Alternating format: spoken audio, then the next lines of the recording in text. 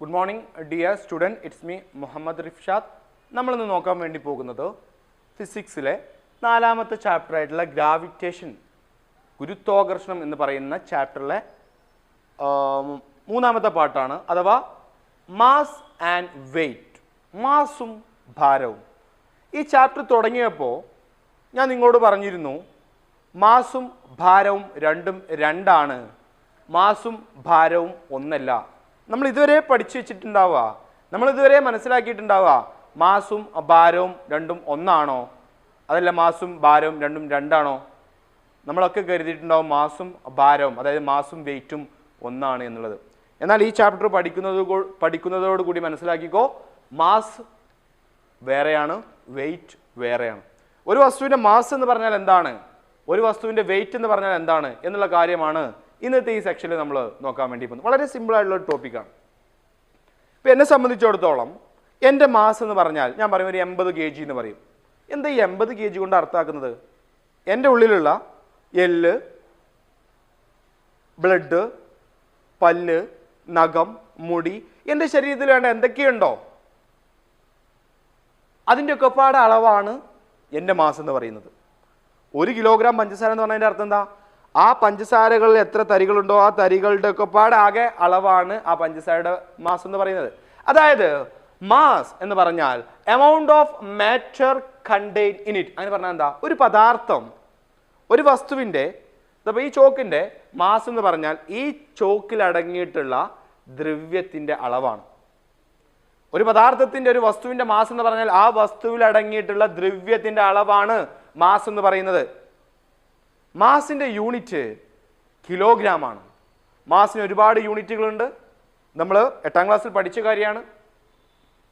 മാസിന് gram എന്ന് പറയുന്ന unit ഉണ്ട്, കിലോഗ്രാം എന്ന് പറയുന്ന യൂണിറ്റ് ഉണ്ട്, ടണ്ണ്, ക്വിൻ്റൽ എന്ന് പറയുന്ന ഒരുപാട് യൂണിറ്റുകളുണ്ട്. പക്ഷെ ബേസിക് ആയിട്ടുള്ള SI സിസ്റ്റത്തിലെ മാസിൻ്റെ യൂണിറ്റ് എന്ന് പറയുന്നത് കിലോഗ്രാം ആണ്. മാസ് നമ്മൾ അളക്കുന്നത് സാധാരണ നമ്മൾ കടയിലൊക്കെ പോകുമ്പോൾ കാണുന്ന പണ്ട് കാലത്ത് കണ്ടായിരുന്ന ആ രണ്ട് ഇതുള്ള കോമൺ ബാലൻസിലാണ്. എന്നാൽ ഇപ്പോൾ ലേറ്റസ്റ്റ് ആയിട്ട് നമ്മുടെ സയൻസൊക്കെ ഒരുപാട് പുരോഗതി പ്രാപിച്ച് ഇപ്പോൾ നമുക്ക് ഡിജിറ്റൽ ഇലക്ട്രോണിക് ത്രാസുകളൊക്കെ അവൈലബിൾ ആണ്. അപ്പോൾ മാസ് എന്ന് പറഞ്ഞാൽ, ഒരു വസ്തുവിൻ്റെ മാസ് എന്ന് പറഞ്ഞാൽ ആ വസ്തുവിൽ അടങ്ങിയിട്ടുള്ള ദ്രവ്യത്തിൻ്റെ അളവാണ് the amount of matter contained in it. അങ്ങനെ പറഞ്ഞാൽ വെയ്റ്റ് എന്ന് പറഞ്ഞാൽ അപ്പോൾ എന്തായിരിക്കും? സിമ്പിളാണ്. Weight is the force of gravity acting on a body. എൻ്റെ വെയ്റ്റ് എന്ന് പറഞ്ഞാൽ എന്തായിരിക്കും? ഭൂമി, നമുക്കറിയാം ഞാൻ ഭൂമിയിലാണ് നിൽക്കുന്നത്, നമ്മളൊക്കെ ഭൂമിയിലാണ് നിൽക്കുന്നത്, ഭൂമി നമ്മളൊക്കെ അതിൻ്റെ കേന്ദ്രത്തിലേക്ക് വലിക്കുന്നത്. അങ്ങനെ ഭൂമി നമ്മളെ വലിക്കുമ്പോൾ നമ്മൾ ഭൂമിയിലേക്ക് ഒരു ബലം കൊടുക്കൂലേ? അല്ലാതെ നമ്മൾ ഭൂമിൻ്റെ ഉള്ളിലേക്ക് തുളഞ്ഞു പോകുന്നുണ്ടോ? ഇല്ല. ഭൂമിയുടെ വലിവ് മൂലം, ഭൂമിയുടെ ആകർഷണം മൂലം നമ്മുടെ ശരീരത്തിൽ അനുഭവപ്പെടുന്ന ഒരു ബലമാണ്, യഥാർത്ഥത്തിൽ അതാണ് ശ്രദ്ധിക്കേണ്ടത്. സേ ഫോഴ്സ്, ഒരു ബലമാണ് ഭാരം അഥവാ വെയ്റ്റ്. മാസ് അറിയുന്ന ഒരു കുട്ടിക്ക് ഭാരം കാണാൻ എളുപ്പമാണ്. ഭാരം കാണാൻ, വെയ്റ്റ് കാണാൻ മാസിനെ G കൊണ്ട് ഗുണിച്ചാൽ മതി. എന്താണ് G? Acceleration due to gravity അഥവാ ഭൂഗുരുത്വാകർഷണം മൂലമുള്ള ത്വരണം. ഭാരത് നമ്മൾ W കൊണ്ടാണ് സൂചിപ്പിക്കുക. W സമം മാസ് എന്ന് പറഞ്ഞാൽ M ആണ്. ആക്സിലറേഷൻ ഡ്യൂ ടു ഗ്രാവിറ്റി നമ്മൾ A കൊണ്ടല്ല G കൊണ്ടാണ് സൂചിപ്പിക്കുക. അപ്പോൾ mg. W വെയിറ്റ് കാണാൻ മാസിനെ G കൊണ്ട് ഗുണിച്ചാൽ മതിയാകും. നമുക്കറിയാം ജിയുടെ വാല്യൂ എത്രയാണ്? 9.8 ആണ്. ജിയുടെ വാല്യൂ എന്ന് പറയുന്നത് 9.8 ആണ്, മീറ്റർ പെർ സെക്കൻഡ് സ്ക്വയർ. ഇപ്പോൾ ഉദാഹരണത്തിന് എൻ്റെ മാസ് ഞാൻ പറയാണ്, എൻ്റെ മാസ് 80 kg ആണ്. എൻ്റെ ശരീരത്തിൽ അടങ്ങിയിട്ടുള്ള ദ്രവ്യത്തിൻ്റെ ഒക്കെ പാട്, എല്ലിൻ്റെയും തോലിൻ്റെയും പല്ലിൻ്റെയും ബ്ലഡിൻ്റെയും ഒക്കെ പാട് അളവ്, ആകെ ടോട്ടൽ അളവ്, അതാണ് amount of matter contain in it, അതാണ് മാസ്. അത് 80 kg ആണ്. മാസിൻ്റെ യൂണിറ്റ് kg ആണ്. എന്നാൽ എൻ്റെ വെയിറ്റ് എത്രയായിരിക്കും? വെയിറ്റ് കാണാൻ നമ്മൾ പഠിച്ചിട്ടുണ്ട്. വെയിറ്റ് കാണാൻ മാസിന് ആക്സിലറേഷൻ ഡ്യൂ ടു ഗ്രാവിറ്റി കൊണ്ട് ഗുണിച്ചാൽ മതിയല്ലോ. അപ്പോൾ എൻ്റെ വെയിറ്റ് W സമം എൻ്റെ മാസ് 80 × G ചെയ്താൽ പോരെ? 9.8 ചെയ്താൽ പോരെ? ഓക്കെ, ഇത് ചെയ്യാൻ സൗകര്യത്തിന് വേണ്ടി നമ്മൾ 9.8 10 എടുക്കാം. ഒരു 10. അപ്പോൾ 80 × 10 എത്ര കിട്ടും? 800 കിട്ടും. വെയിറ്റ് എന്ന് പറഞ്ഞാൽ ആക്ച്വലി യഥാർത്ഥത്തിൽ എന്താണ്? ഒരു ഫോഴ്സ് ആണ്. അതാണ് മാറിപ്പോകരുത്. അപ്പോൾ യൂണിറ്റ് എന്തായിരിക്കും? ന്യൂട്ടൺ ആയിരിക്കും. മാസിൻ്റെ യൂണിറ്റ് കിലോഗ്രാം ആണ്, വെയിറ്റിൻ്റെ യൂണിറ്റ് ന്യൂട്ടൺ ആണ്. മാസ് എന്ന് പറഞ്ഞാൽ പഠിച്ചു വെച്ചോ, അറിഞ്ഞിരിക്കണം. ഒരു വസ്തുവിൻ്റെ മാസ് എന്ന് പറഞ്ഞാൽ ആ വസ്തുവിൽ അടങ്ങിയിട്ടുള്ള ദ്രവ്യത്തിൻ്റെ അളവാണ്. ഒരു വസ്തുവിൻ്റെ വെയിറ്റ് എന്ന് പറഞ്ഞാൽ ആ വസ്തുവിനെ ഭൂമി അതിൻ്റെ കേന്ദ്രത്തിലേക്ക് വലിക്കുമ്പോൾ, ആ വസ്തുവിനെ ഭൂമി വലിക്കുമ്പോൾ, ഭൂമി അതിനൊരു ഫോഴ്സ് കൊടുക്കുമ്പോൾ നമ്മൾ ആ ഭൂമിയുടെ ആ വലിയ മൂല്യം നമ്മൾ ഭൂമിയിലേക്ക് കൊടുക്കുന്ന ഫോഴ്സാണ് വെയിറ്റ് എന്ന് പറയുന്നത്. മാസ് കിട്ടിയാൽ വെയിറ്റ് കാണാനുള്ള ഇക്വേഷൻ W = m × g ആണ്. വെയിറ്റ് കാണുന്നത് പഠിച്ചു വെച്ചോ, സാധാരണ ത്രാസിലല്ല, കോമൺ ബാലൻസിലല്ല, സ്പ്രിംഗ് ബാലൻസിലാണ്. വെയിറ്റ് കാണാൻ വേണ്ടി നമ്മൾ ഉപയോഗിക്കുന്നത് സ്പ്രിംഗ് ബാലൻസ് ആണ്. ഓക്കെ അല്ലേ? അതുപോലെ തന്നെ വെയിറ്റിൻ്റെ യൂണിറ്റ് ന്യൂട്ടൺ ആണ്. അപ്പോൾ ഒന്നുകൂടി ഞാൻ പറയാം. മാസ് എന്ന് പറഞ്ഞാൽ ഒരു വസ്തുവിൽ അടങ്ങിയിട്ടുള്ള ദ്രവ്യത്തിൻ്റെ അളവാണ്. മാസിൻ്റെ യൂണിറ്റ് എന്ന് പറയുന്നത്, മാസ് എന്ന് പറയുന്നത് ഒരു വസ്തുവിൽ അടങ്ങിയിട്ടുള്ള ദ്രവ്യത്തിൻ്റെ അളവാണ്. മാസിൻ്റെ യൂണിറ്റ് എന്ന് പറയുന്നത് കിലോഗ്രാം ആണ്. മാസ് കാണാൻ വേണ്ടി നമ്മൾ അളക്കാൻ വേണ്ടി ഉപയോഗിക്കുന്ന ഉപകരണമാണ് കോമൺ ബാലൻസ് എന്നാണ് ഇംഗ്ലീഷ് പറയാം. മലയാളത്തിൽ പറയും സാധാരണ ത്രാസാണ്. അങ്ങനെയാണെങ്കിൽ വെയിറ്റ്, ഭാരം, വെയിറ്റ് എന്ന് പറഞ്ഞാൽ ഭൂമി നമ്മളെ വലിക്കുന്നത് കൊണ്ട് ആ വലിയ മൂലം നമ്മൾ ഭൂമിയിൽ കൊടുക്കുന്ന ഒരു ബലമാണ്. അതുകൊണ്ട് തന്നെ വെയിറ്റിൻ്റെ യൂണിറ്റ് ന്യൂട്ടൺ ആണ്. വെയിറ്റ് കാണാനുള്ള ഇക്വേഷൻ W = m × g ആണ്. വെയിറ്റ് കാണുന്നത് നമ്മൾ സ്പ്രിംഗ് ബാലൻസ് ആണ്, അഥവാ സ്പ്രിംഗ് ത്രാസ്. സ്പ്രിങ്ങിൻ്റെ ത്രാസ് ഉപയോഗിച്ചിട്ട് നമ്മൾ വെയിറ്റ് മെഷർ ചെയ്യുന്നത്. ഒരു വസ്തുവിൻ്റെ മാസ് കണ്ടാൽ ആ വസ്തുവിൻ്റെ വെയിറ്റ് കാണാൻ അതിനെ 9.8 കൊണ്ട് ഗുണിച്ചാൽ മതിയാകും. വെയിറ്റിൻ്റെ യൂണിറ്റ് ന്യൂട്ടൺ ആണ്. വെയിറ്റിനെ റെപ്രസെൻ്റ് ചെയ്യുന്ന അക്ഷരം W ആണ്. W = m × g ചെയ്താൽ മതിയാകും. ഇതാണ് മാസും വെയിറ്റും തമ്മിലുള്ള വ്യത്യാസം. Is it clear? സിമ്പിളാണ്. ഓക്കെ ഓക്കെ ഇവിടെ ഒരു കാര്യം കൂടി പറയാനുണ്ട്. എന്താണെന്നറിയോ? എക്സാമിന് സാധാരണ ചോദിച്ച് കാണാറുണ്ട്, മാസ് അത് മാറ്റണ്ടോ? മാസിനൊരു മാറ്റവും സംഭവിക്കില്ല. മാസ് എല്ലാ ഭാഗത്തും ഒരേപോലെ ആയിരിക്കും. കാരണം എൻ്റെ മാസ് എന്ന് പറഞ്ഞാൽ എൻ്റെ ശരീരത്തിലുള്ള എൻ്റെ എല്ലിൻ്റെയും തോലിൻ്റെയും പല്ലിൻ്റെയും നഖത്തിൻ്റെയും എൻ്റെ ശരീരത്തിൽ എന്തൊക്കെയുണ്ടോ അതിൻ്റെയൊക്കെ ഒരു വസ്തുവിൽ അടങ്ങിയിട്ടുള്ള ദ്രവ്യത്തിൻ്റെ അളവാണ് അതിൻ്റെ മാസ് എന്ന് പറയുന്നത്. അത് ധ്രുവപ്രദേശത്ത് പോയിട്ടോ ഇക്വറ്റോറിയൽ പ്രദേശത്ത് പോയിട്ട്, അതായത് പോളാർ റീജിയണിലോ ഇക്വറ്റോറിയൽ റീജിയണിലോ, അതായത് ധ്രുവം അല്ലെങ്കിൽ ഭൂമധ്യരേഖ പ്രദേശം, ഇവിടെ പോയിച്ചിട്ട് മാസിന് മാറ്റം സംഭവിക്കില്ല. മാസ് എല്ലാ ഭാഗത്തും ഒരേപോലെ ആയിരിക്കും. ഞാനിവിടെ നിങ്ങൾക്ക് മനസ്സിലാക്കാൻ വേണ്ടി ഭൂമിയുടെ ഒരു ചിത്രം വരയ്ക്കുകയാണ്. എല്ലാവരും ബോർഡ് ശ്രദ്ധിച്ചോ. ഇത് ഭൂമിയുടെ ഒരു ചിത്രമാണ്. നമുക്കറിയാം ഭൂമി ഒരു കറക്റ്റ് സ്ഫിയർ അല്ല. ഭൂമി ഇതാണ് ഇക്വറ്റോറിയൽ റീജിയൻ, അതായത് ഭൂമധ്യരേഖ പ്രദേശം. ഇതാണ് പോളാർ റീജിയൻ, അതായത് ധ്രുവ പ്രദേശം, അല്ലേ? ഓക്കെ, നമുക്കറിയാം ഇവിടുത്തെ ജീൻ്റെ വാല്യൂ എത്രയാണ്? 9.83 ആണ്. ഇവിടുത്തെ ജിയുടെ വാല്യൂ എത്രയാണ്? 9.78 ആണ്. ശരിയല്ലേ? അതായത് ഭൂമിയുടെ ഇക്വറ്റോറിയൽ റീജിയനിൽ, ഭൂമധ്യരേഖാ പ്രദേശത്ത് ജിയുടെ വാല്യൂ എന്ന് പറയുന്നത് 9.78 ആണ്. ഭൂമിയുടെ ധ്രുവ പ്രദേശത്ത് പോളാർ റീജിയണിൽ ജിയുടെ വാല്യൂ 9.83 m/s² ആണ്. അതായത് ധ്രുവ പ്രദേശത്ത് ജിയുടെ വാല്യൂ 9.83 m/s² ആണ്. ഇക്വറ്റോറിയൽ റീജിയണിൽ ഭൂമധ്യരേഖാ പ്രദേശത്ത് ജിയുടെ വാല്യൂ 9.78 m/s² ആണ്. എടാ, ജിയുടെ വാല്യൂ മാറിയാൽ വെയിറ്റും മാറൂലേ? ഇപ്പൊ ഒരു ഉദാഹരണത്തിന് വെയിറ്റ് കണക്കാക്കാനുള്ള ഇക്വേഷൻ W = m × g അല്ലേ? ഇപ്പൊ ഒരു ഉദാഹരണം, ഞാൻ ഭൂമിയുടെ ഇക്വറ്റോറിയൽ റീജിയനിലാണ് പോയി നിൽക്കുന്നത്, ഭൂമധ്യരേഖാ പ്രദേശത്താണ് ഞാനുള്ളത് എങ്കിൽ ആ ഭാഗത്ത് എൻ്റെ വെയിറ്റ് കാണണമെങ്കിൽ എൻ്റെ മാസ് 80 × എൻ്റെ അവിടുത്തെ ജി എത്രയാണ്? 9.78 എന്നല്ലേ ചെയ്യേണ്ടത് വെയിറ്റ്, അല്ലേ?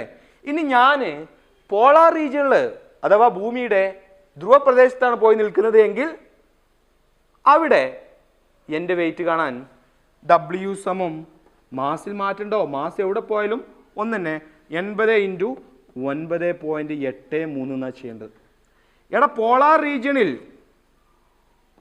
വെയിറ്റിൽ മാറ്റം സംഭവിക്കുന്ന കാര്യം എന്താ? അവിടെ ജി മാറുന്നത് കൊണ്ട്. ഇക്വറ്റോറിയൽ റീജിയണിൽ ഭൂമധ്യരേഖാ പ്രദേശത്തും വെയിറ്റ് മാറും. വെയിറ്റ്, ഒരു ഉദാഹരണത്തിന് ഞാൻ ഒരു യാത്ര പോകാൻ വേണ്ടി പോകണം, ഒരു വലിയ യാത്രയാണ്. ആ യാത്ര എവിടുന്ന് എങ്ങോട്ടാന്ന് അറിയാം നിങ്ങൾക്ക്?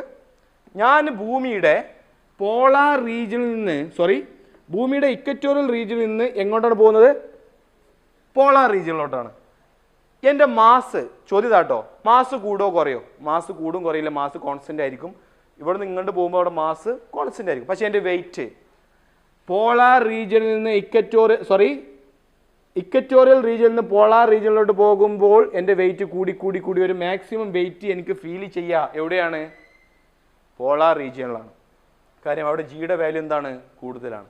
ഭൂമധ്യരേഖാ പ്രദേശത്ത് എനിക്ക് അനുഭവപ്പെടുന്ന ഭാരം കുറവാണ്. വലിയ മാറ്റമൊന്നും കേട്ടോ, ചെറിയ പോയിന്റിനെ മാറ്റിയുള്ളൂ. എന്നാലും അനുഭവപ്പെടുന്ന ഭാരം കുറവാണ്. കാര്യം അവിടെ ജിയുടെ വാല്യൂ കുറവാണ്. ധ്രുവപ്രദേശത്ത് പോളാർ റീജിയനിൽ എനിക്ക് അനുഭവപ്പെടുന്ന ഭാരം കൂടുതലാണ്. കാര്യം ഭൂമി അവിടെ തന്നെ നന്നായിട്ട് വലിക്കും, ജിയുടെ വാല്യൂ കൂടുതലാണ്. അപ്പോൾ എനിക്ക് അവിടെ അനുഭവപ്പെടുന്ന ഭാരം കൂടുതലാണ്, വെയിറ്റ് കൂടുതലായിട്ടാണ് ഫീൽ ചെയ്യുക. മാസ് ഇവിടെയൊക്കെ കോൺസ്റ്റന്റ് ആണ്. മാസിലൊരു മാറ്റമില്ല.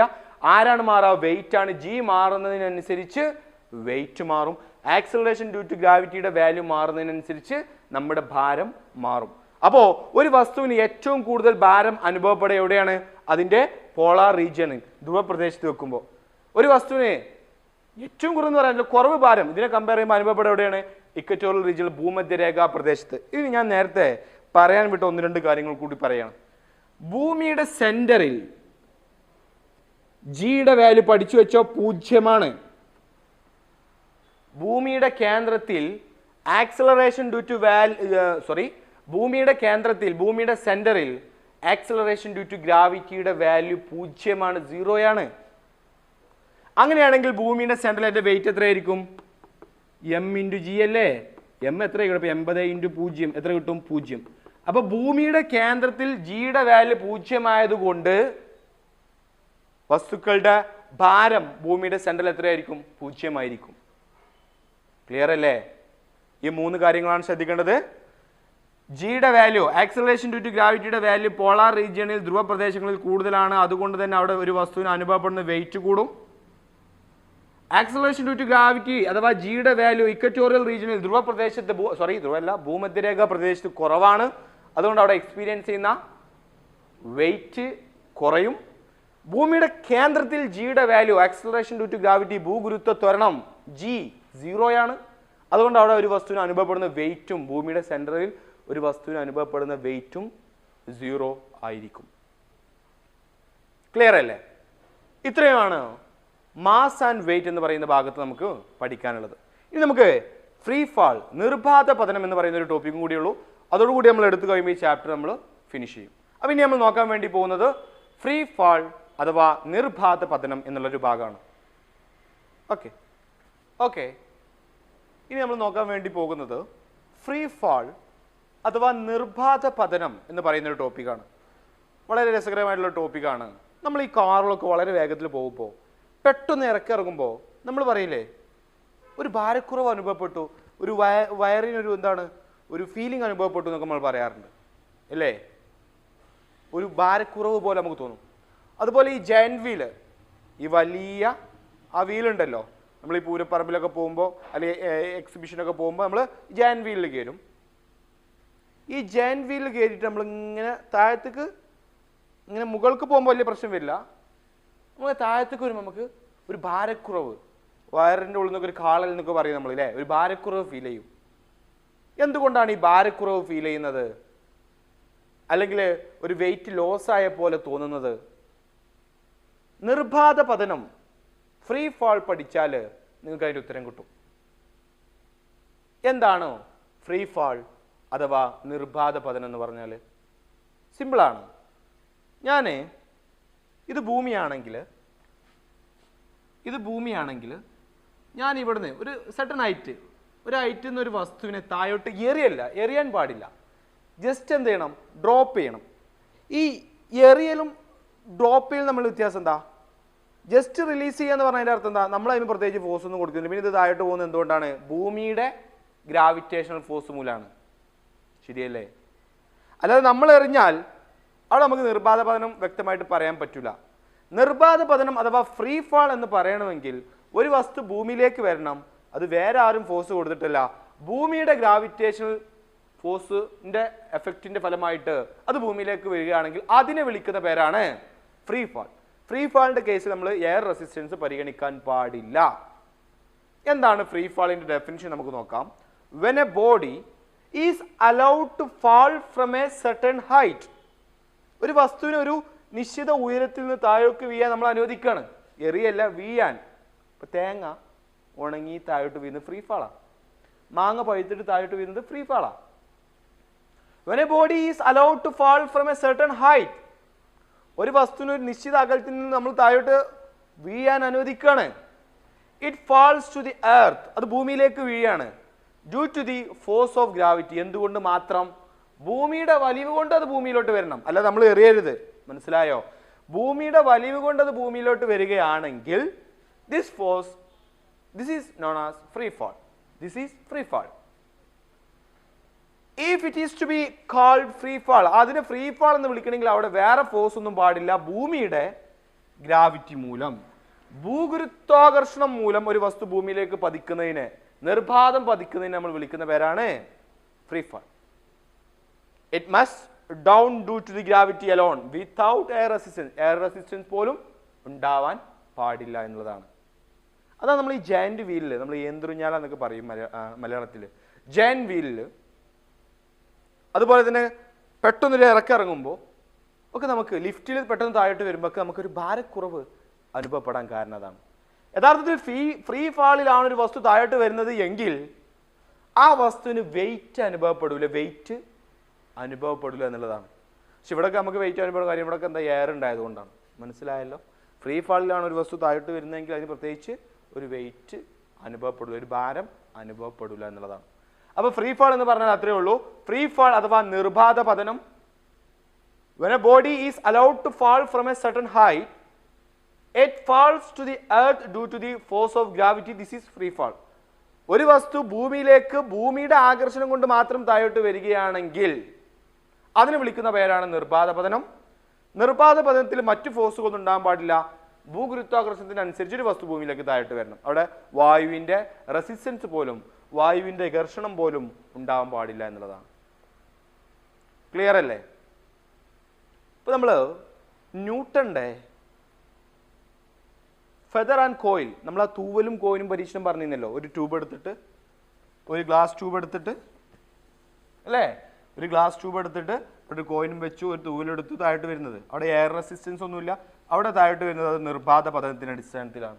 മനസ്സിലായല്ലോ? ക്ലിയർ അല്ലേ? ഓക്കെ, ഇതാണ് ഈ ചാപ്റ്റർ നമുക്ക് ബേസിക് ആയിട്ട് പറയാനുള്ളത്. ഇനി ഒന്ന് രണ്ട് ക്വസ്റ്റ്യനും ചന്ദ്രനിലെ ഗ്രാവിറ്റിയും കൂടി നമുക്ക് പറയാനുണ്ട്. നമ്മൾ ആക്സിലറേഷൻ ഡ്യൂ ടു ഗ്രാവിറ്റിയിൽ പറയാൻ വിട്ടൊരു ടോപ്പിക്കാണ് acceleration due to gravity in moon. ചന്ദ്രനിലും ഭൂമിയിലെ പോലെ തന്നെയാണോ? ജിയുടെ വാല്യൂ 9.8 ആണോ? അതിൽ 9.8 കൂടുതലാണോ? അതിൽ ഇനി 9.8 കുറവാണോ എന്നുള്ളൊരു കാര്യം കൂടി നമുക്ക് പറയാനുണ്ട്. Acceleration due to gravity in moon. മൂണിലുള്ള ആക്സിലറേഷൻ ഡ്യൂ ടു ഗ്രാവിറ്റി പഠിച്ചു വെച്ചോ. നമ്മുടെ ഭൂമിയിലുള്ള ആക്സിലറേഷൻ ഡ്യൂ ടു ഗ്രാവിറ്റിയേക്കാൾ 6 മടങ്ങ് കുറവാണ്. നമുക്കത് എങ്ങനെയൊന്നും കണ്ടെത്താം. ഓക്കെ ഓക്കെ അപ്പോൾ നമ്മളിനി നോക്കാൻ വേണ്ടി പോകുന്നത് ചന്ദ്രനിലെ ജിയുടെ മൂല്യമാണ്, അഥവാ value of G in moon. നമുക്കറിയാം ഭൂമിയിലെ എർത്തിലെ ജിയുടെ വാല്യൂ നമ്മൾ പഠിച്ചു വെച്ചിട്ടുണ്ട്. ചെയ്യാൻ സൗകര്യത്തിന് വേണ്ടി നമ്മൾ 9.8 എന്നാണ് മീറ്റർ പെർ സെക്കൻഡ് സ്ക്വയർ എന്നാണ് നമ്മൾ എടുക്കാറ്. ചന്ദ്രനിൽ ഭൂമിയുടെ അതേ മാസാണോ? അല്ല. ഭൂമിയുടെ അതേ റേഡിയസ് ആണോ ചന്ദ്രനുള്ളത്? അല്ല. ചന്ദ്രന്റെ മാസിന്റെയും ചന്ദ്രന്റെ റേഡിയസിനും അനുസരിച്ച് ചന്ദ്രന്റെ ജിയും മാറും. നമുക്കറിയാം, നമ്മൾ പഠിച്ചിട്ടുണ്ട് acceleration due to gravity G, അതായത് ഭൂഗുരുത്വാകർഷണം മൂലമുള്ള ത്വരണം ജി കണക്കാക്കാനുള്ള ഇക്വേഷൻ എന്താണ്? G M by R square. ഭൂമിയുടെ കേസിൽ എന്തായിരുന്നു? എം എന്തായിരുന്നു? മാസ് ഓഫ് എർത്ത് ആയിരുന്നു. ഈ ആർ എന്തായിരുന്നു? റേഡിയസ് ഓഫ് എർത്ത് ആയിരുന്നു. എന്നാൽ ഇവിടെ നമ്മൾ ജി മൂണാണ് നോക്കാൻ വേണ്ടി പോകുന്നത്. ചന്ദ്രനിലെ ജിയുടെ വാല്യൂ ആണ് നോക്കാൻ വേണ്ടി പോകുന്നത്. അപ്പോൾ ജി എപ്പോഴും കോൺസ്റ്റന്റ് ആണ്. അത് ചന്ദ്രനാണെങ്കിലും ശുക്രനാണെങ്കിലും വേറെ ഏത് ഗ്രഹമാണെങ്കിലും ജിയുടെ value 6.67 × 10⁻11 newton metre square per kilogram square. അതിൽ മാറ്റില്ല, അത് കോൺസ്റ്റന്റ് ആണ്. എം മാറും. ചന്ദ്രന്റെ മാസ്, ഇത് മാസ് ഓഫ് മൂണാണ്, ഇത് റേഡിയസ് ഓഫ് മൂണാണ് നമ്മൾ എടുക്കാൻ വേണ്ടി പോകേണ്ടത്. നമുക്കറിയാം G equal to small letter G എന്ന ആക്സിലറേഷൻ ഡ്യൂ ടു ഗ്രാവിറ്റി ഭൂഗുരുത്വ ത്വരണം ഇൻ മൂൺ. ചന്ദ്രനിലെ ജിയുടെ മൂല്യമാണ് നമ്മൾ കാണാൻ വേണ്ടി പോകുന്നത്. ഈ ജിയുടെ വാല്യൂ 6.67 ഇൻറ്റു 10⁻⁻11 ആണ്. ഇനി നമുക്ക് അറിയേണ്ടത് ചന്ദ്രനിൻ്റെ മാസ് എത്രയാണെന്നുള്ളതാണ്. ചന്ദ്രൻ്റെ മാസ് പഠിച്ചു വെച്ചോ, 7.36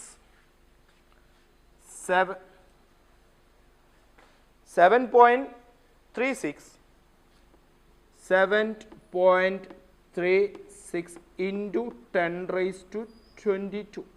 okay, 7.36 into 10⁻22 all divide by, പിന്നെ നമുക്ക് ആരാളുള്ളത്, r² ഉണ്ടല്ലോ. ചന്ദ്രന്റെ റേഡിയസ് എന്ന് പറയുന്നത് 1.74 into 1.74 into 10⁻6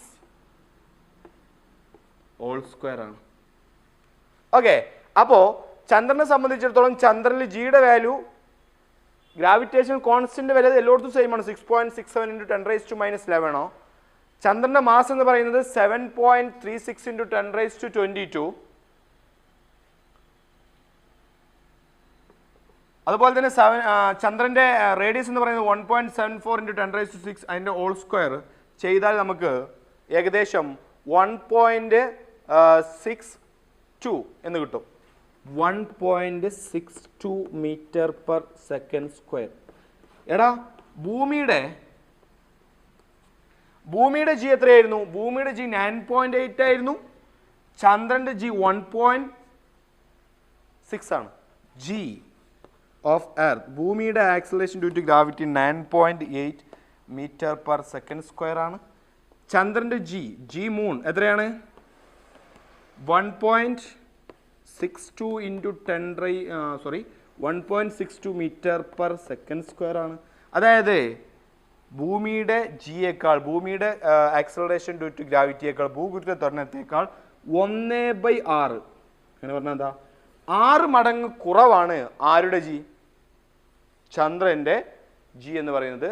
acceleration due to gravity in moon, ചന്ദ്രനിലെ ത്വരണം അത് 1.62 ഉള്ളൂ, ഇതിനെക്കാട്ടിയും 6 മടങ്ങ് കുറവാണ് എന്നുള്ളതാണ് ഇവിടെ നിങ്ങൾ ശ്രദ്ധിക്കണം. അപ്പം ഞാൻ ഭൂമിയിലാണെങ്കിൽ ശരിക്കും ശ്രദ്ധിച്ചോ ക്വസ്റ്റ്യൻ, ഞാൻ ഭൂമിയിലാണെങ്കിൽ എൻ്റെ മാസ് എത്രയാണ്? 80 ആണ്. മാസ് ഭൂമിയിലാണെങ്കിൽ ചന്ദ്രനിലാണെങ്കിൽ ഒന്നും മാറില്ല. അങ്ങനെയാണെങ്കിൽ എൻ്റെ വെയിറ്റ് ഇൻ എർത്ത്, ഭൂമിയിലെ എൻ്റെ വെയിറ്റ് എത്രയായിരിക്കും? mg അല്ലേ, മാസിൻ്റെ ആക്സലറേഷൻ അല്ലേ. അപ്പോൾ ഭൂമിയിലെ എൻ്റെ മാസ് എത്രയാണ്? ഭൂമിയിലെ എൻ്റെ മാസ് 80. ഭൂമിയിലെ എൻ്റെ ജി എത്രയാണ്? 9.8. ചെയ്താൽ എത്ര കിട്ടും? നമുക്ക് ചെയ്യാൻ സുഖത്തിന് വേണ്ടി ഒരു 10 എടുത്താൽ 10×800, അപ്പോൾ ഒരു 799 അടുത്ത് നമുക്ക് വാല്യൂ കിട്ടും. ഓക്കെ, ഒരു 798 ന്യൂട്ടൺ നമുക്ക് എടുക്കാം. എന്നാൽ ഞാൻ ചന്ദ്രനിൽ പോയി, അങ്ങനെയാണെങ്കിൽ ഞാൻ ചന്ദ്രനിൽ പോയാൽ എൻ്റെ വെയിറ്റ് എത്രയായിരിക്കും? ചന്ദ്രനിൽ പോയാൽ മാസ് മാറും, മാസ് എപ്പോഴും കോൺസ്റ്റൻ്റ് ആയിരിക്കും. അപ്പോൾ എൻ്റെ വെയിറ്റ് ഇൻ മൂൺ, ചന്ദ്രനിലെ ഭാരം എത്രയായിരിക്കും? mg അല്ലേ. ചന്ദ്രനിലെ മാസ് എത്ര? മാസ് എപ്പോഴും 80 തന്നെ. അത് ഭൂമിയിലാണെങ്കിലും ചന്ദ്രനിലാണെങ്കിലും മാസ് എന്താണ്? മാസ് 80 തന്നെ. 80 ഇൻറ്റു ചന്ദ്രനിലെ ജി എത്രയാണ്? 1.62 ആണ്. അപ്പോൾ 1.62 ഇൻറ്റു 80 അല്ലേ, ആ ഒരു 8 ഇടാം, 0 ലാസ്റ്റ്, 2 16 6 ഇഷ്ടം 1, 6 10 40 48 49 9 ഇഷ്ടം 4, 1 8 8 9 10 11 12 12 2 സ്ഥാനം മാറ്റി കൂട്ടണം, അപ്പോൾ 129. ഏകദേശം എൻ്റെ വെയിറ്റ് എത്ര ഫീൽ ചെയ്യുക? ഒരു 129.6, ഒരു 130 ന്യൂട്ടണാണ്. എടാ, ഭൂമിയിൽ എനിക്ക് അനുഭവപ്പെടുന്ന ഭാരം 798 ന്യൂട്ടൺ ഉണ്ട്. ചന്ദ്രനിൽ എത്തിയാൽ എനിക്ക് എത്രയേ അനുഭവപ്പെടുള്ളൂ? 130. മാസ് സെയിം ആണ്. അപ്പോൾ ചന്ദ്രനിലെ ജിയും ഭൂമിയിലെ ജിയും കമ്പയർ ചെയ്യുമ്പോൾ, ഭൂമിയുടെ ജിയോട് കമ്പയർ ചെയ്യുമ്പോൾ ചന്ദ്രനിലെ ആക്സലറേഷൻ എന്ന് പറയുന്നത് 1/6 മടങ്ങ് കുറവായിരിക്കും എന്നുള്ളതാണ്. ഇതൊന്നും അറിഞ്ഞിരിക്കുക, ടെക്സ്റ്റ് ബുക്കിലുള്ളതാണ്. ഓക്കെ ഓക്കെ ഇനി നമുക്ക് പറയാനുള്ളത് 1 കിലോഗ്രാം വെയിറ്റ്. അങ്ങനെ പറഞ്ഞാൽ എന്താ? 1 കിലോഗ്രാം ഭാരം എന്ന് പറഞ്ഞാൽ, അല്ലെങ്കിൽ 1 കിലോഗ്രാം വെയിറ്റ് എന്നതുകൊണ്ട് എന്താണ് ഉദ്ദേശിക്കുന്നതാണ്. അത് നമുക്ക് കിട്ടി 1 kg. അപ്പോൾ ഈ kg എന്ന് പറഞ്ഞാൽ എന്താ? മാസ്സാണ്. ഒന്ന് എന്ന് പറഞ്ഞാൽ 1 kg മാസ്സുള്ളൊരു വസ്തുവിന്മേൽ ഭൂമി അതിനെ വലിക്കുമ്പോൾ ഭൂമി അതിന്മേൽ പ്രയോഗിക്കുന്ന ബലത്തിന് ഈക്വലായിട്ടുള്ള തുല്യമായ ബലമാണ് കിലോഗ്രാം വെയിറ്റ് എന്ന് പറയുന്നത്. ഇപ്പോൾ ഉദാഹരണത്തിന് ഒരു വസ്തു ഉണ്ട്, ആ വസ്തുവിൻ്റെ ഭാരമല്ല, ആ വസ്തുവിൻ്റെ മാസ് 1 kg ആണ്. ആ 1 kg ഉള്ള വസ്തുവിനെ ഭൂമി വലിക്കുമല്ലോ. ഭൂമി വലിക്കുന്നത് അത് എത്ര രീതിയിൽ എത്ര ശക്തിയിലാണ് ഭൂമി വലിക്കുക, അതിന് തുല്യമായിട്ടുള്ള ബലമാണ്, അതിന് ഈക്വൽ ആയിട്ടുള്ള ബലമാണ് 1 kg വെയിറ്റ് എന്നതുകൊണ്ട് സൂചിപ്പിക്കുന്നത്. ടെക്സ്റ്റ് ബുക്ക് പ്രകാരം 1 കിലോഗ്രാം മാസുള്ള വസ്തുവിന്മേൽ ഭൂമി പ്രയോഗിക്കുന്ന ആകർഷണ ബലത്തിന് തുല്യമായ ബലമാണ് 1 കിലോഗ്രാം ഭാരം. ഒരു ഉദാഹരണത്തിന് എൻ്റെ ഈ ഫോൺ 1 kg ആണെന്ന് കരുതുക. എൻ്റെ കയ്യിലുള്ള ഈ ഫോണ് 1 kg ആണെന്ന് കരുതുക. ഈ 1 kg മാസുള്ള ഈ വസ്തുവിനെ ഭൂമി വലിക്കുകയാണ്. അപ്പോൾ ഭൂമി എത്ര ഫോഴ്സാണ് കൊടുക്കുന്നത്? അതാണ് 1 കിലോഗ്രാം വെയിറ്റ് എന്ന് പറയുന്നത്. അതായത് 1 kg 1 കിലോഗ്രാം മാസുള്ള വസ്തുവിന്മേൽ ഭൂമി അതിനെ വലിക്കുന്ന ഭൂമി പ്രയോഗിക്കുന്ന ബലത്തിന് തുല്യമായ ബലമാണ് 1 കിലോഗ്രാം ഭാരം എന്ന് പറയുന്നത്. നമുക്കറിയാം F സമം ma. ഓക്കെ, സാധാരണ നമ്മൾ F സമം ma എന്നാണ് അക്കോർഡിംഗ് ടു ന്യൂട്ടൺ സെക്കൻഡിലോ F സമം ma ആണ്. പക്ഷെ ഇവിടെ G ആയതുകൊണ്ട് F സമം mg. ഭൂമിയുടെ ആകർഷണം മൂലമുള്ള ഭൂഗുരുത്വാകർഷണം മൂലമുള്ളൊക്കെ വരുമ്പോൾ നമ്മൾ F സമം ma എന്നല്ല എഴുതുക, mg എന്നാണ് എഴുതുക. നമുക്കറിയാം F എന്ന് പറഞ്ഞാൽ എന്താണ്? 1 കിലോഗ്രാം വെയിറ്റ് എന്താ നമ്മൾ നോക്കാൻ വേണ്ടി പോകുന്നത്, ശരിയല്ലേ? അപ്പോൾ നമുക്കറിയാം F സമം mg ആണ്. m എത്രയാണ്? 1 കിലോഗ്രാം മാസുള്ള വസ്തുവാണ്. അപ്പോൾ 1 kg ഓക്കെ ഇൻറ്റു G എത്രയാണ്? 9.8 മീറ്റർ പെർ സെക്കൻഡ് സ്ക്വയർ ആണ്. അപ്പോൾ F എന്തിന് ഈക്വലാണ്? ഭൂമിയുടെ ബലം എത്ര ഈക്വലാണ്? 1 × 9.8 9.8 ബാക്കി unit kilogram metre per second square. അതായത് എന്തിന് ഈക്വലാണ്? 9.8 ന്യൂട്ടണ് ഈക്വലാണ്. അതായത് 1 കിലോഗ്രാം വെയിറ്റ് എന്ന് പറഞ്ഞാൽ അത് എന്തിന് ഈക്വലാണ്? 9.8 ന്യൂട്ടണ് ഈക്വലാണ്. 1 കിലോഗ്രാം വെയിറ്റ് എന്ന് പറഞ്ഞാൽ 9.8 ന്യൂട്ടൺ ഈക്വലാണ്. കിലോഗ്രാം വെയിറ്റ് എന്ന് പറഞ്ഞാൽ പഠിച്ചു വെച്ചോ, അത് ബലത്തിൻ്റെ മറ്റൊരു യൂണിറ്റാണ്. ക്ലിയർ അല്ലേ? അപ്പോൾ എന്താണ് 1 കിലോഗ്രാം വെയിറ്റ്? 1 കിലോഗ്രാം ഭാരം എന്നതുകൊണ്ട് എന്താണ് ഉദ്ദേശിക്കുന്നത്? അതായത് 1 കിലോഗ്രാം മാസുള്ള ഒരു വസ്തുവിനെ ഭൂമി വലിക്കുന്നുണ്ടല്ലോ, ഗ്രാവിറ്റി മൂലം, ഭൂഗുരുത്വാകർഷണം മൂലം. അത് ഭൂമി അതിനെ എത്ര രീതിയിലാണോ വലിക്കുന്നത് അതിന് തുല്യമായിട്ടുള്ള ബലം. 1 കിലോഗ്രാം മാസുള്ള ഒരു വസ്തുവിന്മേൽ ഭൂമി പ്രയോഗിക്കുന്ന ആകർഷണ ബലത്തിന് തുല്യമായ ബലമാണ് 1 കിലോഗ്രാം ഭാരം എന്നുകൊണ്ട് സൂചിപ്പിക്കുന്നത്. ന്യൂട്ടന്റെ സെക്കൻഡ് ലോ ഓഫ് മോഷൻ പ്രകാരം F സമം ma എന്ന് നമുക്ക് കിട്ടും. ഈ ചാപ്റ്റർ നമ്മൾ ma എന്നല്ല വിളിക്കുക, mg ആണ്. ഇവിടെ ആക്സിലറേഷൻ ഡ്യൂ ടു ഗ്രാവിറ്റി ആണ്. അപ്പോൾ F സമം mg.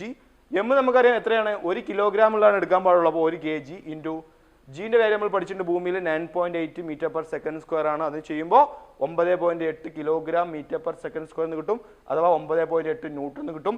അതായത് 1 കിലോഗ്രാം വെയിറ്റ് എന്ന് പറഞ്ഞാൽ 9.8 ന്യൂട്ടണ് തുല്യമാണ്.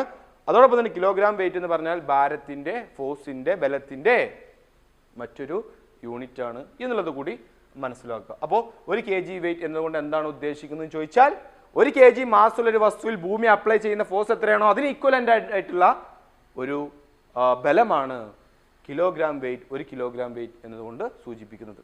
അപ്പോൾ 2 കിലോഗ്രാം വെയിറ്റ് എന്ന് പറഞ്ഞാൽ എന്തായിരിക്കും? 2 kg മാസുള്ള ഒരു വസ്തുവിന്മേ ഭൂമി പ്രയോഗിക്കുന്ന ബലത്തിന് തുല്യമായ ബലം. 3 ആണെങ്കിലോ 3 kg മാസുള്ള ഒരു വസ്തുവിന്മേ ഭൂമി പ്രയോഗിക്കുന്ന ബലത്തിന് തുല്യമായ ബലം.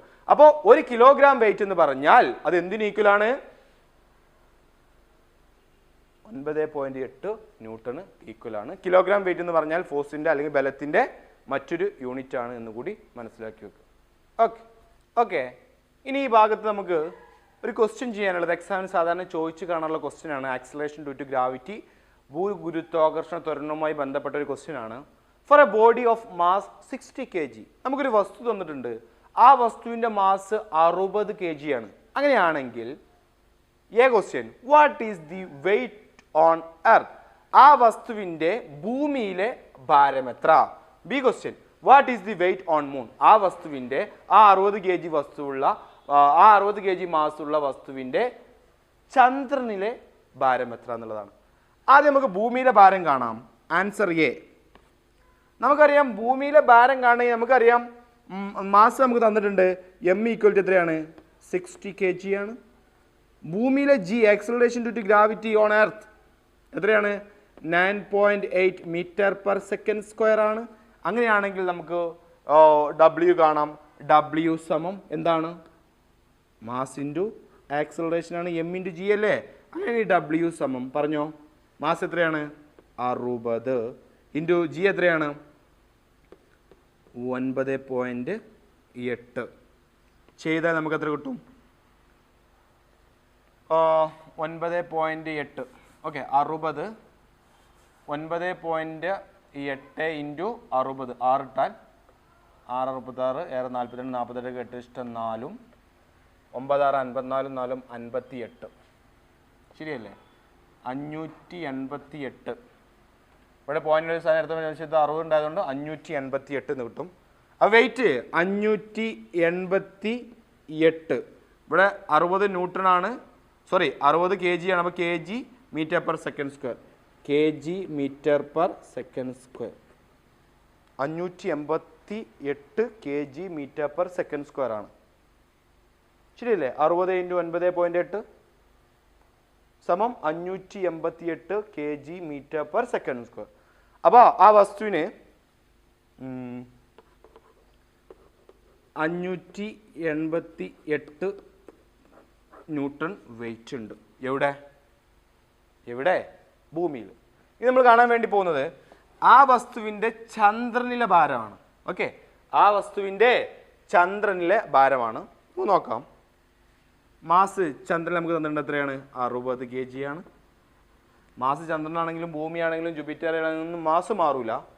പക്ഷെ ചന്ദ്രനിലെ ജീൻ്റെ വാല്യൂ നമുക്കറിയാം 1. ഞാൻ നേരത്തെ ചെയ്ത് തന്നിട്ടുണ്ട് 1.62 ആണ് ചന്ദ്രനിലെ ജിയുടെ വാല്യൂ 1.62 ആണ്.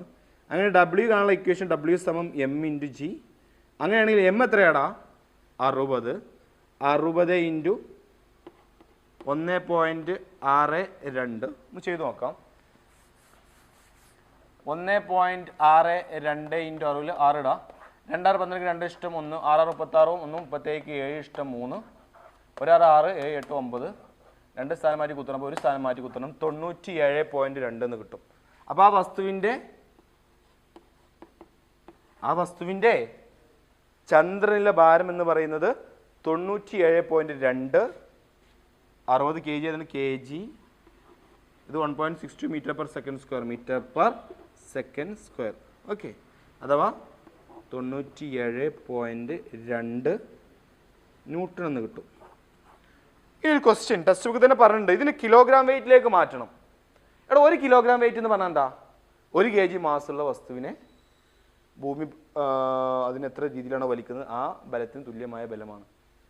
അതിന് ഇവിടെ എത്ര മാസ് ഉണ്ട്?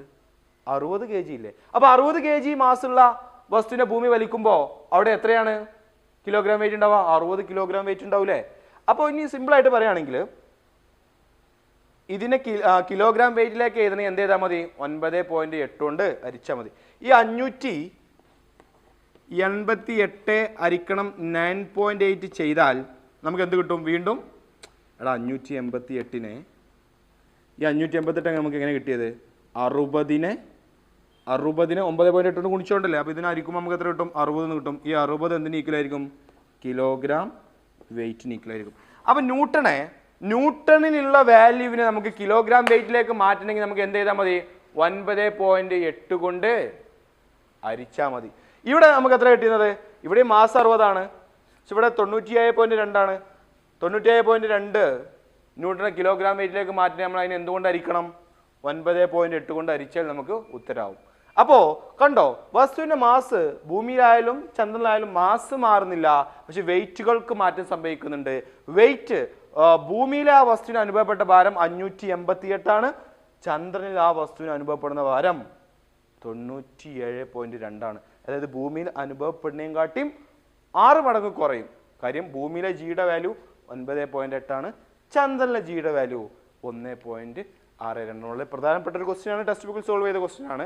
ഇതെങ്ങനെ ചെയ്യേണ്ട രീതി എന്ന് മനസ്സിലായല്ലോ. ഓക്കെ, അവസാനമായിട്ട് ഈ ടോപ്പിക്കിൽ നമ്മൾ ചെയ്യാൻ വേണ്ടി പോകുന്ന ക്വസ്റ്റ്യൻ എക്സാമിന് ചോദിക്കുന്ന ഒരു ക്വസ്റ്റ്യൻ ആണ്. A stone dropped from A height of 19.66 meter took 2 seconds to reach the ground. What is the value of G here? അങ്ങനെ പറഞ്ഞാൽ എന്താ? ഭൂമിയിൽ നിന്നും 19.66 മീറ്റർ ഉയരത്തിൽ നിന്ന് ഒരു കല്ല് ഭൂമിയിലേക്ക് ഇട്ടാൽ അത് 2 സെക്കൻഡ് കൊണ്ട് ഭൂമിയിലെത്തും. എത്ര സെക്കൻഡ് കൊണ്ട്? 2 സെക്കൻഡ് കൊണ്ട് ഭൂമിയിൽ എത്തുന്നുവെങ്കിൽ what is the value of G, ജിയുടെ വാല്യൂ എത്ര എന്നുള്ളതാണ്. ഇത് നമ്മൾ എങ്ങനെ ചെയ്യും? ഈ ചാപ്റ്ററുമായി ബന്ധപ്പെട്ട ഇക്വേഷൻസ് ഇതിലുണ്ടോ? ഇല്ല.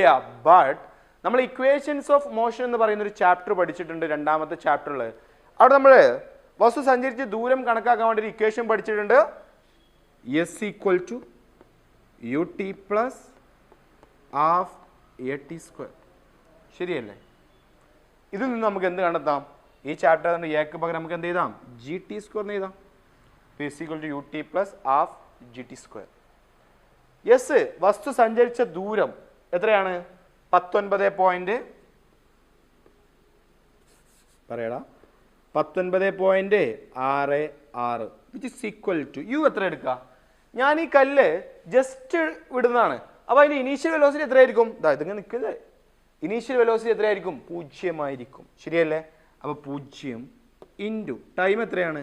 2 സെക്കൻഡ് കൊണ്ടാണല്ലോ, പ്ലസ് അര ഇൻറ്റു ജി എത്രയാണ് നമുക്കറിയില്ല, അതാണ് കാണേണ്ടത്.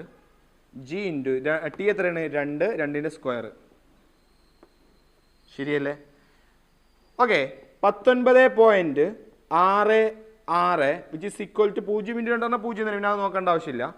അര into half into G into 2ൻ്റെ സ്ക്വയർ 4. 4 ആയിരിക്കണം ഹാഫ് എന്ന് പറഞ്ഞാൽ എന്താ? 4 ഇൻറ്റു ഹാഫ് എന്ന് പറഞ്ഞാൽ, അല്ലെങ്കിൽ 4 ആയിരിക്കണം 2 എന്ന് പറഞ്ഞാൽ വീണ്ടും 2, 2G എന്നാണ് വരിക. ശരിയല്ലേ? 2G. അങ്ങനെ ജി കാണാൻ ജി ഈക്വൽ ടു 19.66/2. 19.66/2 ചെയ്ത് നമുക്ക് എത്ര കിട്ടും? 9.83 മീറ്റർ പെർ സെക്കൻഡ് സ്ക്വയർ എന്ന് കിട്ടി. അതായത് ആ ഭാഗത്തെ ജിയുടെ വാല്യൂ, ആക്സലറേഷൻ ഡ്യൂ ടു ഗ്രാവിറ്റിയുടെ value 9.83 metre per second square എന്നാണ്. ടെക്സ്റ്റ് ബുക്കിൽ ഒരു ക്വസ്റ്റ്യൻ കൂടി ഉണ്ട്. ഭൂമിയുടെ ഏത് ഭാഗത്താണ് ഈ സംഭവം നടക്കുന്നത് എന്നുള്ളതാണ്. നമുക്കറിയാം ഭൂമിക്ക് ഇക്വറ്റോറിയൽ റീജിയൻ ഉണ്ട്, പോളാർ റീജിയൻ ഉണ്ട്. ഇക്വറ്റോറിയൽ റീജിയനിലെ വാല്യൂ, ജിയുടെ വാല്യൂ 9.78 ആണ്. പോളാർ റീജിയനിലെ ജിയുടെ വാല്യൂ 9.83 ആണ്. അപ്പോൾ ഈ പ്രവർത്തനം എവിടെയാണ് ഭൂമിയുടെ നടക്കുന്നത്? പോളാർ റീജിയണിലാണ്. പോളാർ അഥവാ ധ്രുവ പ്രദേശത്താണ്. മനസ്സിലായല്ലോ? ഇത്തരത്തിലുള്ള ക്വസ്റ്റ്യൻസ് ആണ് എക്സാമിന് ചോദിക്കാറ്. ഈ ചാപ്റ്ററിൻ്റെ ഒട്ടുമിക്ക എല്ലാ ഭാഗങ്ങളും നമ്മൾ കവർ ചെയ്തിട്ടുണ്ട്. ടെക്സ്റ്റ് ബുക്ക് ഒന്ന് വൃത്തിയിൽ വായിക്കുക, വീഡിയോ സെക്ഷൻ ഒന്നുകൂടി കേൾക്കുക. ഏതെങ്കിലും ഭാഗത്ത് ഡൗട്ട് ഉണ്ടെങ്കിൽ വീഡിയോക്ക് കമൻറ്റ് ചെയ്യുക. അപ്പോൾ ഇത്രയും ഭാഗങ്ങൾ നിങ്ങൾക്ക് വളരെ വ്യക്തമായിട്ട് മനസ്സിലായി എന്ന് വിചാരിക്കുന്നു. നമ്മൾ അവസാനിപ്പിക്കുകയാണ്. It's me Muhammad Rifshad signing of.